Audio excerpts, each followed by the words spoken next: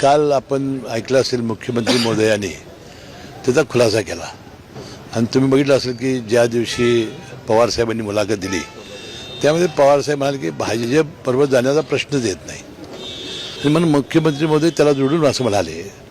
मग दादा एनडीमध्ये आम्हाला सोडून जाणार होते काय, ते सत्तेतनं बाहेर पडणार होते काय, त्यामुळं भारतीय जनता पक्षावर आपली बोलणी झालेली नाहीत असं मुख्यमंत्री महोदयांनी काल स्पष्ट केलेलं आहे. याबद्दलची महानगरपालिका, नगरपालिका आणि जिल्हा परिषदेच्या निवडणुकीच्या वेळेला अजितदादांची आणि त्यांची चर्चा झालेल्या होत्या हे स्पष्ट आहे. कारण अनेक ठिकाणी दोन्ही कुणाला घड्यावर लढायचं घड्यावर लढा, कुणाला तुतारीवर लढायचं तुतारीवर लढा असा स्पष्ट संदेश त्यांनी दिलेला होता. जयंत पाटील साहेबांनी सुद्धा माझ्याशी चर्चा केली होती की माझ्या दादांची चर्चा झालेली आहे, परंतु राष्ट्रवादीच्या आम्हा सर्व प्रमुख नेत्यांना घेऊन पवारसाहेबांच्या नेत्यांच्या बरोबर कुठलीही चर्चा झालेली नाही. त्यामुळे हे सगळे प्रश्न आता अनुत्तरित राहिले आहेत.